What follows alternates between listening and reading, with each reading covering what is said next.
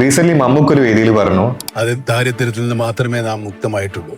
ദാരിദ്ര്യം ഇനിയും നമ്മുടെ മുന്നിൽ ബാക്കിയാണ്. അതേസമയം നമ്മൾ ന്യൂസിലും മറ്റും കേൾക്കുന്നത് മുഴുവനും രാജ്യം വളരെ പെട്ടെന്ന് ഡെവലപ്പ് ആവുന്ന, ഒരുപാട് വികസനങ്ങൾ വരുന്നത് എന്നൊക്കെയാണ്. അപ്പൊ സ്വാഭാവികമായിട്ടും സാധാരണക്കാരായിട്ട് ആളുകൾക്ക് തോന്നും, എവിടെയാണ് വികസനം വരുന്നത്, എന്തുകൊണ്ടാണ് വികസനത്തിന്റെ ഇമ്പാക്ട്, ബെനിഫിറ്റ് നമുക്ക് എൻജോയ് ചെയ്യാൻ പറ്റാത്തത് എന്നുള്ള സത്യാവസ്ഥ എന്താണെന്ന് വെച്ച് കഴിഞ്ഞാൽ, നമ്മുടെ രാജ്യത്തിന്റെ 94% വർക്ക് ഫോഴ്സും ജോലി ചെയ്യുന്നത് ഇൻഫോർമൽ ആയിട്ടുള്ള, അൺസ്ട്രക്ചേർഡ് ആയിട്ടുള്ള സെക്ടറിലാണ്. അതേസമയം സെൻട്രൽ ഗവൺമെന്റിന്റെ ഫ്ലാഗ്ഷിപ്പ് പ്രൊജക്ടുകളും പോളിസികളും പലപ്പോഴും സപ്പോർട്ട് ചെയ്യുന്നതും ഡയറക്ട്ലി ബെനിഫിറ്റ് ചെയ്യുന്നതും ഈ ബാക്കി വരുന്ന 6% വർക്ക് ഫോഴ്സിനെയാണ്. അതുകൊണ്ടാണ് ഡെവലപ്മെന്റ് നടക്കുന്നുണ്ട് എന്ന് പറയുമ്പോഴും ഈ 94% വരുന്ന ബഹുഭൂരിപക്ഷം ജനങ്ങൾക്ക് ഇത് മനസ്സിലാവാത്തത്. അതേസമയം നമ്മൾ കേരളത്തിലേക്ക് വരികയാണെന്നുണ്ടെങ്കിൽ സ്റ്റേറ്റ് ഗവൺമെന്റ് കൂടുതലും ഫോക്കസ് ചെയ്യുന്നത് അടിസ്ഥാനപരമായിട്ടുള്ള കാര്യങ്ങൾ ഡെവലപ്പ് ചെയ്യുന്നതിലും MSME സെക്ടറിലുമാണ്. ഈ ഡെവലപ്മെന്റ് പക്ഷേ വളരെ സ്ലോ ഗ്രോത്തിലായിരിക്കും. നമുക്ക് അത്ര കളർഫുൾ ആയിട്ട് ഫീൽ ചെയ്തോളണമെന്നില്ല. അൾട്ടിമേറ്റ്ലി 94% വരുന്ന ഭൂരിപക്ഷം ആളുകൾക്ക് ഇത് ബെനിഫിറ്റ് ചെയ്യുമെങ്കിലും നമുക്കിത് പെട്ടെന്ന് വിസിബിൾ ആയിക്കൊള്ളുന്നില്ല. ഒന്ന് ശരി ഒന്ന് തെറ്റ് എന്നുള്ളതല്ല, ഇത് രണ്ടും ബാലൻസ് പോകുമ്പോൾ മാത്രമേ ഒരു രാജ്യം ഡെവലപ്പ് ചെയ്യൂ. പക്ഷേ ഈ 94% വരുന്ന ഭൂരിപക്ഷത്തിന് ഗ്രോത്ത് ഉണ്ടെങ്കിൽ മാത്രമേ അവരുടെ പർച്ചേസിംഗ് പവർ കൂടുകയും അവരുടെ ജീവിത നിലവാരം മെച്ചപ്പെടുകയും ചെയ്യുള്ളൂ.